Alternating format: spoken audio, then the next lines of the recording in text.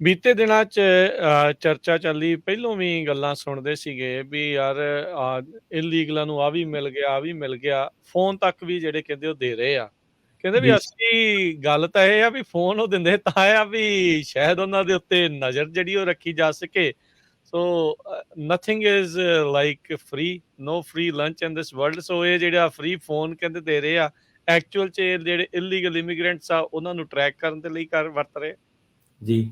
ਇਹਦਾ ਜੀ ਜਦੋਂ ਪਹਿਲਾਂ ਓਬਾਮੇ ਦੇ ਟਾਈਮ ਤੇ ਦਿੱਤਾ ਸੀਗਾ, ਰਿਪਬਲਿਕਨਾਂ ਨੇ ਬੜਾ ਰੌਲਾ ਪਾਇਆ। ਇੱਕ ਵੀਡੀਓ ਵਾਇਰਲ ਹੋ ਗਈ ਸੀ, ਲੋ ਇਨਕਮ ਵੂਮਨ ਸੀਗੀ ਕੋਈ, ਉਹਦੀ ਕਿਸੇ ਨੇ ਵੀਡੀਓ ਕਰ ਲਈ, ਉਹਨੂੰ ਪੁੱਛਿਆ ਫ਼ੋਨ ਕਿੱਦਾਂ, ਉਹ ਕਹਿੰਦੀ ਇਹ ਓਬਾਮਾ ਫ਼ੋਨ ਆ, ਓਬਾਮਾ ਫ਼ੋਨ ਮੈਨੂੰ ਓਬਾਮੇ ਨੇ ਦਿੱਤਾ, ਓਬਾਮਾ ਫ਼ੋਨ ਆ, ਫ਼ੋਨ ਵੰਡੇ ਜਾ ਰਹੇ ਆ।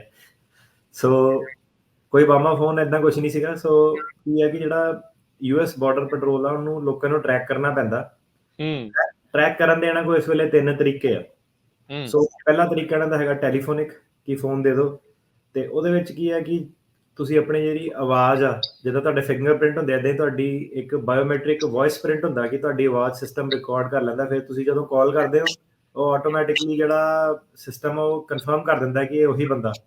ਸੋ ਜਿੱਦਾਂ ਫਿੰਗਰਪ੍ਰਿੰਟ ਤੁਸੀਂ ਝੁਠਲਾ ਨਹੀਂ ਸਕਦੇ, ਏਦਾਂ ਹੀ ਤੁਹਾਡੀ ਜਿਹੜੀ ਵੌਇਸ ਪ੍ਰਿੰਟ ਜਿਹੜਾ ਹੈਗਾ ਉਹ ਵੀ ਉਹਨਾਂ ਨੇ ਇੱਕ ਟੈਕਨੋਲੋਜੀ ਵੱਲੋਂ ਇੰਪਲੀਮੈਂਟ ਕੀਤੀ। ਸੋ ਇਹ ਪਹਿਲਾ ਤਰੀਕਾ ਸੀਗਾ ਇਹਨਾਂ ਦਾ ਟੈਲੀਫੋਨਿਕ। ਜੀ, ਦੂਜਾ ਜਿਹੜਾ ਸੀਗਾ ਸਮਾਰਟ ਲਿੰਕ। ਸੋ ਸਮਾਰਟ ਲਿੰਕ ਕੀ ਹੈਗਾ ਕਿ ਸਮਾਰਟਫੋਨ ਤੇ ਆਹ ਟੈਬਲੇਟ ਰਾਹੀਂ ਜਿਹੜਾ ਸਿਸਟਮ ਇਹ ਕਰ ਰਿਹਾ ਕਿ ਫੋਟੋ ਖਿੱਚ ਕੇ ਤੁਸੀਂ ਉਹਨਾਂ ਨੂੰ ਭੇਜਣੀ ਹੁੰਦੀ ਹੈ ਆਪਣੀ ਜਾਂ ਸਟਰੀਟ ਦੀ। ਸੋ ਟੈਲੀਫੋਨ ਰਾਹੀਂ, ਸਮਾਰਟ ਲਿੰਕ ਰਾਹੀਂ। ਤੇ ਤੀਜਾ ਸੀਗਾ ਗਲੋਬਲ GPS ਸਿਸਟਮ, ਜਿਹਦੇ ਵਿੱਚ ਕਿ ਤੁਹਾਡੇ ਕੜਾ ਲਾ ਦਿੰਦੇ ਸੀਗੇ। ਸੋ ਕੜੇ ਦੇ ਵਿੱਚ ਕਈ ਲੋਕਾਂ ਨੂੰ ਪ੍ਰੋਬਲਮ ਵੀ ਬਹੁਤ ਹੁੰਦੀ ਸੀਗੀ, ਕਿਉਂਕਿ ਕੜਾ ਫਿਰ ਤੁਹਾਡੇ ਲੰਬੇ ਸਮੇਂ ਤੱਕ ਵੱਜਾ ਰਹਿੰਦਾ ਸੀ, ਕਹਿੰਦੇ ਸਾਲ-ਸਾਲ 2-2 ਸਾਲ ਵੀ। ਵਕੀਲਾਂ ਨੂੰ ਵੀ ਫੋਨ ਕਰਦੇ ਸੀਗੇ ਇਹਦਾ ਕੁਛ ਕਰੋ ਕੜੇ ਦਾ, ਕਈਆਂ ਨੂੰ ਇਰੀਟੇਸ਼ਨ ਜਿੱਦਾਂ ਹੋਣ ਲੱਗ ਪੈਂਦੀ ਸੀਗੀ। ਸੋ ਚੌਥਾ ਹੱਲ ਤੇ ਫਿਰ ਇਹਦਾ ਇਹੀ ਹੈ ਕਿ ਜੇਲ੍ਹ 'ਚ ਬਿਠਾ ਕੇ ਰੱਖੋ ਜਦ ਤੱਕ ਕੇਸ ਨਹੀਂ ਪਾਸ ਹੁੰਦਾ। ਉਹ ਪੋਸੀਬਲ ਨਹੀਂ, ਕਿਉਂਕਿ ਇੰਨੀਆਂ ਜੇਲ੍ਹਾਂ ਕਿੱਥੋਂ ਲੈ ਕੇ ਆਓਗੇ। ਸੋ ਉਹਨਾਂ ਨੂੰ ਤੇ ਪੁਰਾਣਾ ਟ੍ਰੈਡੀਸ਼ਨਲ ਸਿਸਟਮ ਇਹ ਸੀਗਾ ਕਿ ਆਈਸ ਦੇ ਇਹ ਕਹਿੰਦੇ ਸੀ ਹਾਜ਼ਰੀਆਂ ਦਿਓ ਹਰ ਮਹੀਨੇ, ਹਨਾ। ਸੋ ਮਹੀਨੇ ਤੋਂ ਫਿਰ 6 ਮਹੀਨੇ ਹੋ ਗਿਆ, ਹੁਣ ਸਾਲ ਕਲਾਇੰਟ ਦਾ ਦੇ ਕਹਿੰਦੇ ਸਾਲ ਬਾਅਦ ਆਇਓ। ਪਰ ਉਹ ਵੀ ਰੀਜ਼ਨੇਬਲ ਨਹੀਂ ਹੈਗਾ, ਜਦੋਂ ਹਜ਼ਾਰਾਂ ਦੀ ਤਾਦਾਦ, ਮਿਲੀਅਨਸ ਦੀ ਤਾਦਾਦ ਦੇ ਵਿੱਚ ਜਦੋਂ ਇਮੀਗ੍ਰੈਂਟ ਆਣੇ ਆ, ਤਾਂ ਫਿਰ ਕਿੰਨੀਆਂ ਕੁ ਹਾਜ਼ਰੀਆਂ ਤੁਸੀਂ ਆਈਸ ਦੇ ਆਫਿਸ ਲਵਾਓਗੇ, ਆਈਸ ਨੂੰ ਹੋਰ ਵੀ ਕਰਨਾ। ਸੋ ਇਹ ਟੈਕਨੋਲੋਜੀ ਬਿਲਕੁਲ ਸਹੀ ਹੈ ਕਿ ਫੋਨ ਐਕਚੁਅਲੀ ਇਹਨਾਂ ਨੂੰ ਸਸਤਾ ਪੈਂਦਾ, ਕਿਉਂਕਿ ਜਿਹੜੇ ਬੰਦੇ ਹਿਊਮਨ ਰਿਸੋਰਸਿਸ ਆ, ਜੇ ਤੁਸੀਂ ਹਾਜ਼ਰੀਆਂ ਲਵਾਉਣੀਆਂ ਉਹ ਤਾਂ ਬਹੁਤ ਮਹਿੰਗੀਆਂ। ਤੇ ਪਰ ਇਹ ਹੈ ਕਿ ਇਹਨਾਂ ਦੀ ਗੱਲ ਨੂੰ ਜਿਹੜਾ ਹੈਗਾ ਉਹ ਨਿਊਜ਼ ਨੇ ਜਿਹੜਾ ਹੈਗਾ ਸਪੈਸ਼ਲੀ ਰਾਈਟ ਵਿੰਗ ਵਾਲੀ ਜਿਹੜੀ ਨਿਊਜ਼ ਆ, ਉਹਨਾਂ ਨੇ ਚੱਕਿਆ ਹੋਇਆ ਕਿ ਇਹ ਪੈਸੇ ਵੇਸਟ ਕਰ ਰਹੇ ਆ, ਇਹ ਫੋਨ ਵੰਡ ਰਹੇ ਆ, ਇਹ ਫੋਨ ਕੰਟਰੈਕਟਰਾਂ ਤੋਂ ਪੈਸੇ ਖਾ ਰਹੇ ਆ। ਪਰ ਮੇਰੇ ਹਿਸਾਬ ਨਾਲ ਇਹ ਬਿਲਕੁਲ ਸਹੀ ਹੈ, ਕਿਉਂਕਿ ਜੇ ਤੁਸੀਂ ਨਵੇਂ ਲੋਕਾਂ ਤੋਂ ਪੁੱਛੋ, ਸਪੈਸ਼ਲੀ ਜਿਹੜੀ ਨਵੀਂ ਜਨਰੇਸ਼ਨ ਆ ਰਹੀ ਹੈ, ਉਹ ਕਈ ਵਾਰੀ ਕਹਿੰਦੇ ਭਾਜੀ ਇਹ ਤਾਂ ਬੜੀ ਹੈਡੇਕ ਆ, ਫੋਟੋ ਖਿੱਚ ਕੇ ਭੇਜਣੀ ਪੈਂਦੀ ਹੈ ਏਦਾਂ। ਮੈਂ ਕਿਹਾ ਯਾਰ ਤੁਸੀਂ ਨਵੇਂ ਵਾਲੇ ਆਪਣੀ ਕੰਪਲੇਂਟ ਕਰੀ ਜਾਂਦੇ, ਮੈਂ ਕਿਹਾ ਪੁਰਾਣੇ ਵਾਲਿਆਂ ਤੋਂ ਪੁੱਛੋ ਜਿਹਨਾਂ ਨੂੰ ਕੜੇ ਲਾ ਕੇ ਜਦੋਂ ਸਾਲ-ਸਾਲ ਟੂ ਕਰਦਾ ਰਹਿੰਦਾ ਸੀਗਾ, ਕਿਤੇ ਵੀ ਜਾ ਨਹੀਂ ਸਕਦੇ ਸੀਗੇ। ਸੋ ਬਿਲਕੁਲ ਸਹੀ ਡਾਇਰੈਕਸ਼ਨ ਤੇ ਜਾ ਰਹੇ ਆ, ਤੇ ਬਹੁਤ ਕਨਵੀਨੀਅੰਟ ਹੈ ਇਹਨਾਂ ਨੂੰ, ਲੋਕਾਂ ਨੂੰ। ਤੇ ਅੱਜ ਦੀ ਡੇਟ ਦੇ ਵਿੱਚ ਜਿਹੜੀ ਆਈਸ ਵੀ ਹੈਗੀ ਆ, ਬੜੀ ਜ਼ਿਆਦਾ ਕੋਆਪਰੇਟ ਕਰਦੀ ਹੈ ਵਕੀਲਾਂ ਦੇ ਨਾਲ ਵੀ, ਲੋਕਾਂ ਦੇ ਨਾਲ ਵੀ, ਤੇ ਕੇਸ-ਕੂਸ ਵੀ ਮੂਵ ਕਰ ਦਿੰਦੀ ਹੈ। ਇਹ ਉਹ ਸੇਮ ਆਈਸ ਆ ਜਿਹੜੀ ਪਹਿਲਾਂ ਲੋਕਾਂ ਨੂੰ ਹਾਰਡ ਟਾਈਮ ਦਿੰਦੀ ਸੀ, ਜੇਲ੍ਹਾਂ 'ਚ ਬੰਦ ਕਰਕੇ ਰੱਖਦੀ ਸੀ, ਕਹਿੰਦੀ ਅੰਦਰੋਂ ਹੀ ਕੇਸ ਲੜੋ।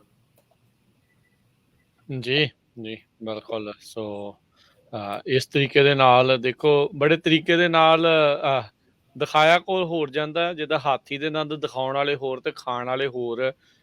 ਉਹ ਚੀਜ਼ ਕਰਦੀ ਹੈ ਸਰਕਾਰ, ਸ਼ੋਅ ਏਦਾਂ ਕਰ ਰਹੀ ਵੀ ਮਦਦ ਤੁਹਾਡੀ ਕਰ ਰਹੇ ਆ, ਪਰ ਉਹ ਆਪਣਾ ਜਿਹੜਾ ਉੱਲੂ ਆ ਉਹ ਸਿੱਧਾ ਕਰ ਰਹੀ ਹੁੰਦੀ ਆ।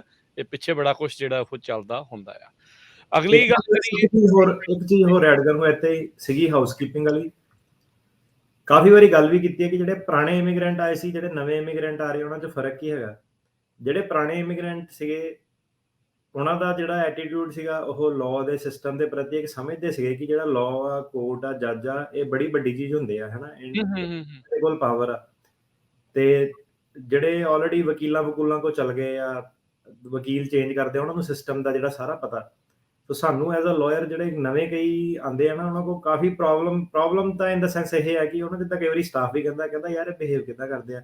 ਮੈਂ ਨਵੇਂ ਅਜੇ ਆਏ ਆ, ਇਹਨਾਂ ਨੂੰ ਪਹਿਲਾਂ ਦੇ ਸਿਸਟਮ ਦੇ ਵਿੱਚ ਥੋੜਾ ਜਿਹਾ ਸਾਲ, ਉਹ ਜਿੱਦਾਂ ਉਹਨਾਂ ਦੀ ਤਰੀਕ ਪੈ ਗਈ 2 ਸਾਲ ਦੀ, ਹੁਣ ਕਹਿਣਾ ਯਾਰ ਭਾਜੀ ਇਹ ਤਾਂ ਬੜੀ ਦੂਰ ਤਰੀਕ ਪੈ ਗਈ 2 ਸਾਲ ਦੀ। ਮੈਂ ਕਿਹਾ ਤੂੰ 2 ਸਾਲ ਤੇ ਰੋਈ ਜਾਂਦਾ, ਤੇ ਆਪਣੇ ਬਾਕੀਆਂ ਤੋਂ ਪਹਿਲਾਂ ਹਨਾ ਪਤਾ ਕਰ ਕਿ ਬਾਕੀਆਂ ਤੋਂ ਕਿ ਸਿਸਟਮ ਜਿਹੜੇ ਕੇਸ ਕਿੱਦਾਂ ਚੱਲਦੇ ਆ, ਕਿ 10-10 ਸਾਲ ਲੋਕੀ ਜਿਹੜੇ ਲਟਕਦੇ ਆ।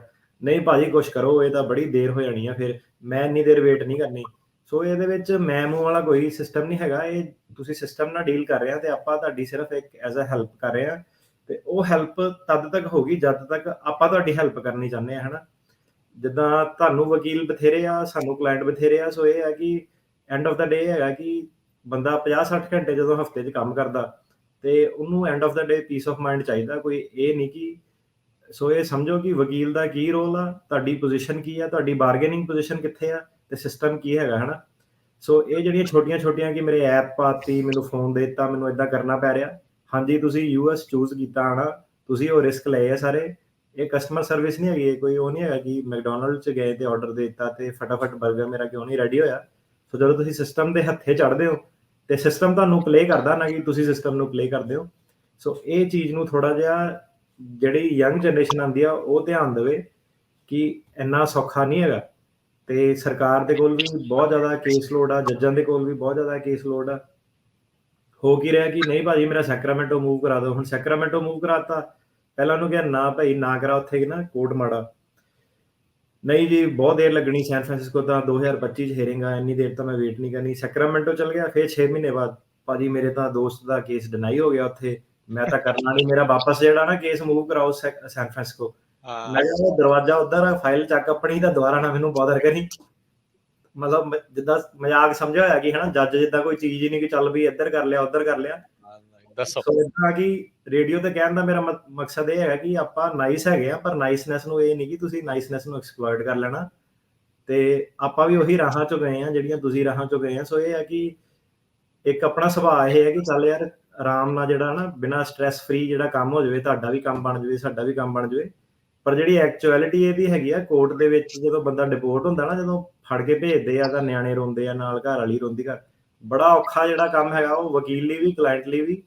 ਤੇ ਇਹ ਹੈ ਕਿ ਇਹ ਚੀਜ਼ ਨੂੰ ਸਮਝੋ, ਇਹ ਨਹੀਂ ਕਿ ਐਪ ਆ ਗਈ ਜਾਂ ਏਦਾਂ ਆ ਗਿਆ ਕਿ ਕਿਉਂ ਕੰਮ ਕਰਨਾ ਪੈ ਰਿਹਾ। ਸੋ ਨਵੀਂ ਜਨਰੇਸ਼ਨ ਨੂੰ ਜਿਹੜਾ ਆ ਥੋੜੀ ਜਿਹੀ ਚੀਜ਼ ਸਮਝਣ ਦੀ ਲੋੜ ਆ ਕਿ ਜੇ ਤੁਸੀਂ ਇੱਕ ਵਾਰੀ ਚੂਜ਼ ਕਰ ਲਿਆ ਕਿ ਅਮਰੀਕਾ ਆਣਾ, ਤਾਂ ਹਾਂਜੀ ਕਠਿਨਾਈਆਂ ਇੱਥੇ ਬਿਲਕੁਲ ਤੁਹਾਨੂੰ ਆਣੀਆਂ ਹੀ ਆਣੀਆਂ ਵਾ। ਦੇਖੋ, ਇਹ ਅਮਰੀਕਾ ਦੀ ਮਰਜ਼ੀ ਆ, ਤੁਹਾਨੂੰ ਉਹਨਾਂ ਨੇ ਅਸਾਈਲਮ ਦੇਣਾ ਆ ਕਿ ਨਹੀਂ। ਤੁਸੀਂ ਧੱਕੇ ਨਾਲ ਨਹੀਂ ਅਸਾਈਲਮ ਖੋਹ ਸਕਦੇ ਉਹਨਾਂ ਤੋਂ। ਇਹ ਕੁਛ ਕੁ ਅਜਿਹੇ ਮੁਲਕ ਨੇ ਜਿਹੜੇ ਤੁਹਾਨੂੰ ਬਾਕੀ ਮੁਲਕਾਂ ਦੇ ਹਿਸਾਬ ਦੇ ਨਾਲ, ਲਿਹਾਜ਼ ਦੇ ਨਾਲ ਦੇਖਿਆ ਜਾਵੇ ਤਾਂ ਇੰਨੇ ਵੱਡੇ ਪੱਧਰ ਦੇ ਅਸਾਈਲਮ, ਰਿਫਿਊਜੀ ਸਟੇਟਸ, ਇਹ ਸਾਰੀਆਂ ਚੀਜ਼ਾਂ ਜਿਹੜੀਆਂ ਉਹ ਮਿਲਦੀਆਂ ਆ। ਮਿਡਲ ਈਸਟ ਦੇ ਵਿੱਚ ਜਾ ਕੇ ਪੁੱਛ ਲਓ ਕਿਸੇ ਨੂੰ, ਦੇਖ ਲਓ ਵੀ ਕਿਸੇ ਨੂੰ ਮਿਲਦਾ ਆ। ਉੱਥੇ ਨਿਆਣੇ ਜੰਮੇ, ਬਾਹਰਲੇ ਮੁਲਕ ਵਾਲਿਆਂ ਦੇ ਨਿਆਣੇ ਜੰਮਿਆਂ ਨੂੰ ਨਹੀਂ ਉੱਥੇ ਸਿਟੀਜ਼ਨਸ਼ਿਪ ਮਿਲਦੀ। ਇੱਥੇ ਆਉਂਦਿਆਂ ਨੂੰ ਸਾਰਾ ਕੁਛ ਜਿਹੜਾ ਉਹ ਚੀਜ਼ਾਂ ਜਿਹੜੀਆਂ ਤੁਹਾਨੂੰ ਮਿਲਣ ਲੱਗ ਜਾਂਦੀਆਂ। ਸੋ ਭਾਈ ਇਹ ਅਮਰੀਕਾ ਦੀ ਮਰਜ਼ੀ ਹੈ, ਸਿਸਟਮ ਦੀ ਮਰਜ਼ੀ ਆ। ਉਹਨਾਂ ਨੇ ਤੁਹਾਡੇ ਤੱਥ ਦੇਖ ਕੇ ਉਸ ਆਧਾਰ ਦੇ ਉੱਤੇ ਫੈਸਲਾ ਲੈਣਾ ਆ। ਆਪਾਂ ਨੂੰ ਸ਼ੁਕਰੀਆ ਅਦਾ ਕਰਨਾ ਚਾਹੀਦਾ ਵੀ ਮੌਕਾ ਦੇ ਰਹੇ ਆ, ਫਿਰ ਵੀ ਉੱਥੋਂ ਹੀ ਨਹੀਂ ਜਿਹੜਾ ਉਹ ਤੋਰੀ ਜਾ ਰਹੇ। ਹੁਣ ਆ ਜਿਹੜੇ ਹੁਣ ਆਪਾਂ ਦੇਖ ਹੀ ਰਹੇ ਆ, ਅਟਰਨੀ ਟੇਰ ਕਹਿਣਾ ਜੀ ਵੀ ਕਿੰਨੇ ਮਿਲੀਅਨਸ ਆਫ ਲੋਕ ਜਿਹੜੇ ਆ ਮੈਕਸੀਕੋ ਤੇ ਵਿਚਾਰੇ ਵੇਟ ਕਰਦੇ ਰਹਿ ਗਏ ਪਿਛਲੇ ਕਈ ਸਾਲਾਂ ਤੋਂ, ਵੀ ਸਾਨੂੰ ਆ ਲੈਣ ਦਿਓ, ਅਸਾਈਲਮ ਅਪਲਾਈ ਕਰ ਲੈਣ ਦਿਓ, ਦੇਖ ਲੈਣ ਦਿਓ, ਉਹਨਾਂ 'ਚ ਰਹਿ ਲੈਂਦੇ ਆ। ਕੀ ਜਿਹੜਾ ਹੋ ਰਿਹਾ, ਇਹ ਸਿਸਟਮ ਦੀ ਮਰਜ਼ੀ ਹੁੰਦੀ, ਉਹਨਾਂ ਨੇ ਕਿਸ ਹਿਸਾਬ ਦੇ ਨਾਲ ਚਲਾਉਣਾ ਆ। ਜੇ ਹੁਣ ਮਈ ਤੋਂ ਬਾਅਦ ਦੇ ਵਿੱਚ ਉਹਨਾਂ ਨੇ ਉਹ ਖੋਲ੍ਹ ਦੇਣਾ ਆ, ਤਾਂ ਉਹ ਕਿਸੇ ਨੂੰ ਫਾਇਦਾ, ਕਿਸੇ ਨੂੰ ਨੁਕਸਾਨ। ਇਹ ਸਾਰੀਆਂ ਚੀਜ਼ਾਂ ਏਦਾਂ ਨਾਲ ਚੱਲਦੀਆਂ, ਕਾਹਲੇ ਨਹੀਂ ਪਈਦਾ ਹੁੰਦਾ। ਸੋ ਜਿੱਦਾਂ ਤੁਸੀਂ ਦੱਸਿਆ ਵੀ 10-10 ਸਾਲ ਹੋ ਗਏ, 20-20 ਸਾਲ ਹੋ ਗਏ, ਕਈ ਸਾਲ ਹੋ ਗਏ ਵਿਚਾਰੇ ਇੰਤਜ਼ਾਰ 'ਚ ਹੀ ਆ ਵੀ ਕਿਸੇ ਪਾਸੇ ਨੂੰ ਜਿਹੜਾ ਬੇੜੀ ਉਹ ਪਾਰ ਲੱਗੇ, ਵਿੱਚ ਵਿਚਾਲੇ ਮਜ਼ਦਾਰ ਜਿਹੜੀ ਆ ਉਹ ਉਹਨਾਂ ਦੀ ਡੋਲੀ ਜਾ ਰਹੀ।